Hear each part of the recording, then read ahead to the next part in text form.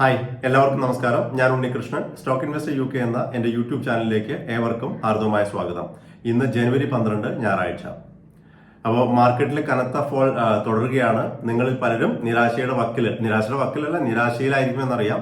പക്ഷെ ഇതൊക്കെ മാർക്കറ്റിൽ ഇറങ്ങുമ്പോൾ ഉണ്ടാകുന്ന ചില സംഭവ വികാസങ്ങളാണ്.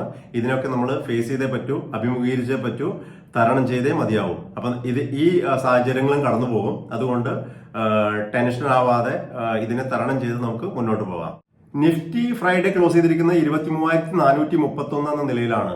അപ്പൊ 24,000 നിന്ന് ഏകദേശം 570 പോയിന്റിന്റെ ഡൗൺഫോൾ ആണ് ഉണ്ടായിട്ടുള്ളത്. 2.5% ഡൗൺ ആണ്, ഫോൾ ആണ് ഉണ്ടായിട്ടുള്ളത്. പക്ഷേ മിഡ് ക്യാപ്പുകളിലും ലാർജ് ക്യാപ്പുകളിലും ഇതിലും വലിയ ഒരു കനത്ത ഫോളാണ് നമുക്ക് കാണാൻ സാധിച്ചിട്ടുള്ളത്. അപ്പൊ ഇതിന്റെ കാരണം എന്താണ്? FII സെല്ലിംഗ് ആണോ? നമുക്കൊന്ന് നോക്കി കാണാം. ഞാൻ പറഞ്ഞത് ജനുവരി 6 മുതൽ ജനുവരി 10 വരെ ഉണ്ടായിട്ടുള്ള വീക്ക്ലി ഫോളിനെ കുറിച്ചാണ്. അപ്പൊ നമുക്ക് FIIs DIs ഡേറ്റ ഒന്ന് പരിശോധിച്ച് നോക്കാം.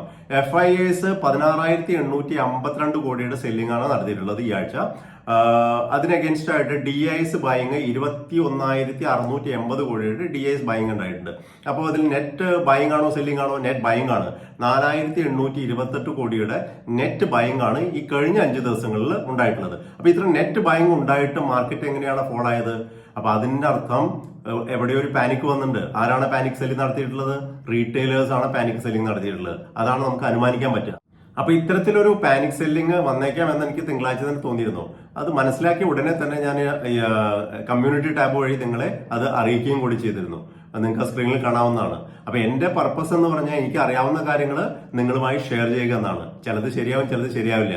അപ്പൊ ഞാൻ പെർഫെക്റ്റ് അല്ല. അപ്പൊ എനിക്ക് അറിയുന്ന കാര്യങ്ങൾ നിങ്ങളുമായി ആത്മാർത്ഥമായി ഷെയർ ചെയ്യുന്ന ഒരൊറ്റ പർപ്പസ് മാത്രമേ എനിക്കുള്ളൂ. അപ്പോൾ ഇനി എന്താണ് മാർക്കറ്റിൽ സംഭവിക്കാൻ പോകുന്നത്? അതാണ് പ്രധാന ചോദ്യം. അപ്പോൾ അതിന് ഉത്തരം ഇത്രയേ ഉള്ളൂ. മാർക്കറ്റ് മുകളിൽ പോകണമെങ്കിൽ FIIsന്റെ സെല്ലിംഗ് കുറയണം, നിൽക്കണം, അല്ലെങ്കിൽ ബൈങ് മോഡിലേക്ക് വരണം. അപ്പൊ എന്തിനാണ് FIIs സെല്ലിംഗ് നടത്തുന്നത്? അപ്പൊ നമുക്കൊരു കാര്യം, ജസ്റ്റ് ഒരു എക്സാമ്പിൾ എടുക്കാം. ഇന്ത്യ ഒരു സ്റ്റോക്കാണ് അവരെ സംബന്ധിച്ചിടത്തോളം. അതായത് ഒരുപാട് ലോകരാജ്യങ്ങളുടെ ഇൻഡെക്സുകളുണ്ട്. അതിൽ ഇന്ത്യ അവരെ സംബന്ധിച്ചിടത്തോളം ഒരു സ്റ്റോക്കാണ്. അപ്പൊ ഇന്ത്യ ആസ് എ സ്റ്റോക്ക് ഇപ്പോൾ ഒരു അണ്ടർ പെർഫോം ചെയ്തുകൊണ്ടിരിക്കുന്ന സ്റ്റോക്കാണ്. അപ്പൊ അവിടെ ഔട്ട് പെർഫോമിംഗ് ചെയ്യുന്ന സ്റ്റോക്കുകളാണ് US മാർക്കറ്റ്, ഡാക്സ്, കാക്സ്, പിന്നെ ഹാങ്സെങ്, ഇത്തരം മാർക്കറ്റുകളിലൊക്കെ ഔട്ട് പെർഫോം ചെയ്തുകൊണ്ടിരിക്കുന്ന മാർക്കറ്റാണ്. ഷോർട്ട് ടേമിൽ ഈ മാർക്കറ്റുകളൊക്കെ നല്ല രീതിയിലാണ് പെർഫോം ചെയ്യുന്നത്. അപ്പൊ എനിക്ക് തോന്നുന്നത് ഇന്ത്യൻ മാർക്കറ്റിൽ നിന്ന് ഫണ്ട് അവര് വിറ്റൊഴിഞ്ഞ് ഷോർട്ട് ടേം ഗെയിനിന് വേണ്ടിയിട്ട് US, ഫ്രാൻസ്, ജർമ്മനി, ഹോങ്കോങ് എന്നീ മാർക്കറ്റുകൾ, അതേപോലെയുള്ള മാർക്കറ്റുകൾ ഇൻവെസ്റ്റ് ചെയ്യുന്നത്. പക്ഷെ ഇതിന്റെ അർത്ഥം ഇന്ത്യ മോശം മാർക്കറ്റാണോ? തീർച്ചയായിട്ടും അല്ല. ഇന്ത്യ ഒരു ഫണ്ടമെന്റലി സ്ട്രോങ് സ്റ്റോക്കാണ് അവരെ സംബന്ധിച്ചിടത്തോളം.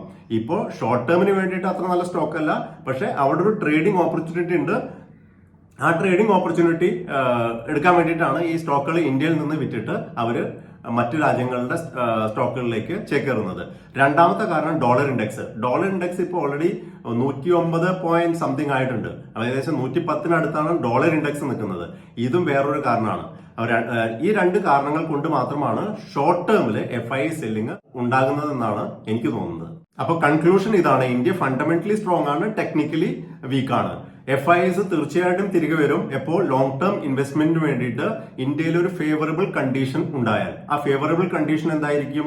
ചിലപ്പോൾ ഏർണിംഗ്സ് ആയിരിക്കാം. നല്ല ഏർണിംഗ്സ് വന്നു കഴിഞ്ഞാൽ, അപ്പോൾ തേർഡ് ക്വാർട്ടർ ഏർണിംഗ്സ് വന്നു കഴിഞ്ഞാൽ ചിലപ്പോൾ തിരിച്ചു വന്നേക്കാം. അല്ലെങ്കിൽ ഫോർത്ത് ക്വാർട്ടർ ഏർണിംഗ്സ് നല്ല രീതിയിൽ വന്നു കഴിഞ്ഞാൽ തിരിച്ചു വന്നേക്കാം. അതല്ലെങ്കിൽ ബജറ്റിൽ എന്തെങ്കിലും പോസിറ്റീവ് അനൗൺസ്മെന്റ് അല്ലെങ്കിൽ പോളിസി ചേഞ്ചസ് ഒക്കെ ഉണ്ടായാൽ തിരിച്ചു വന്നേക്കാം. അപ്പൊ നമുക്ക് ഹോപ്പ് ഫോർ ദ ബെസ്റ്റ്. ഈ അവസ്ഥയിൽ നമുക്ക് ചെയ്യാൻ പറ്റുന്ന കാര്യം എന്താ?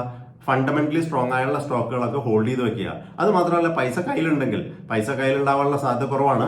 പൈസ കയ്യിലുള്ളവർ കുറേശ്ശെയായിട്ട് സ്റ്റാഗേർഡ് അഡീഷൻ നടത്താവുന്നതാണ്. കാരണം മാർക്കറ്റിൽ ഒരു പാനിക് വന്നു കഴിഞ്ഞു.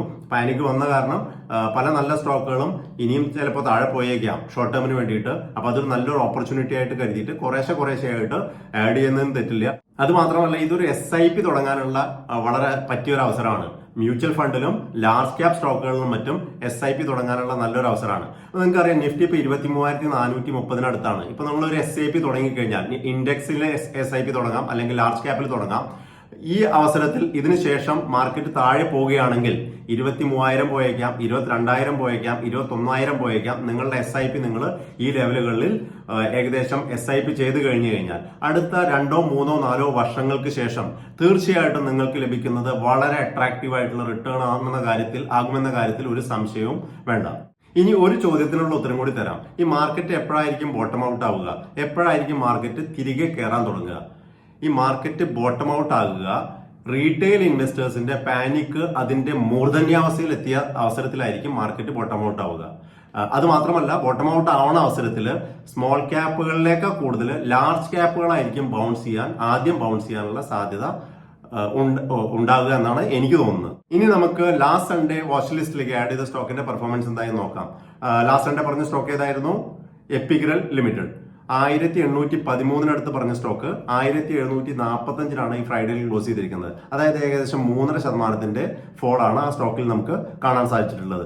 അതുകൂടാതെ Sumitomo chemical, Talbros auto, Ratnaveer precision engineering എന്ന സ്റ്റോക്കുകളിലും വീക്ക്നെസ് കാണാൻ സാധിച്ചിട്ടുണ്ട്. പവർമെക് പ്രോജക്ട് എന്ന സ്റ്റോക്ക് പറഞ്ഞ വിലയിൽ നിന്ന് കുറച്ച് മുകളിലാണ്. സുഹൃത്തുക്കളെ, ഇതൊന്നും ഒരു സ്റ്റോക്ക് റെക്കമെൻഡേഷൻ ആയിരുന്നില്ല, വാച്ച് ലിസ്റ്റിലേക്ക് ആഡ് ചെയ്ത സ്റ്റോക്കുകൾ മാത്രമായിരുന്നു. അപ്പൊ ആദ്യമായിട്ട് ഇന്ന് സ്റ്റോക്കുകളൊന്നും തന്നെ ഡിസ്കസ് ചെയ്യുന്നില്ല, കാരണം മാർക്കറ്റിന്റെ ഷോർട്ട് ടേം സ്ട്രക്ചർ വീക്കാണ്. അതുകൊണ്ട് അത് മാത്രമല്ല, നമ്മൾ ഓൾറെഡി ഡിസ്കസ് ചെയ്ത പല നല്ല സ്റ്റോക്കുകളും നമുക്കറിയാം. അപ്പൊ നിങ്ങൾക്ക് നല്ല സ്റ്റോക്കുകൾ ഏതെങ്കിലും താല്പര്യമുണ്ടെങ്കിൽ അനലൈസ് ചെയ്തതിനു ശേഷം അതിൽ ഇൻവെസ്റ്റ്മെന്റ് നടത്താവുന്നതാണ്, SIP ചെയ്യാവുന്നതാണ്. അതൊക്കെ നിങ്ങൾ പഠിച്ചതിന് ശേഷം ചെയ്യുക. അപ്പൊ ഇന്നത്തേക്ക് ഇത്ര മാത്രം. മാർക്കറ്റ് ഡൗൺ ആണ് എന്ന് കരുതിയിട്ട് ലൈക്ക് തരാതിരിക്കരുത് കേട്ടോ, കാരണം മോശം സമയത്ത് ഒപ്പം നിൽക്കുന്നവരാണ് യഥാർത്ഥ കൂട്ടുകാർ. അപ്പൊ അത് മറക്കണ്ട. മാത്രമല്ല, വീഡിയോ ഷെയർ ചെയ്ത് കൊടുക്കുക, കമന്റ് ചെയ്യുക.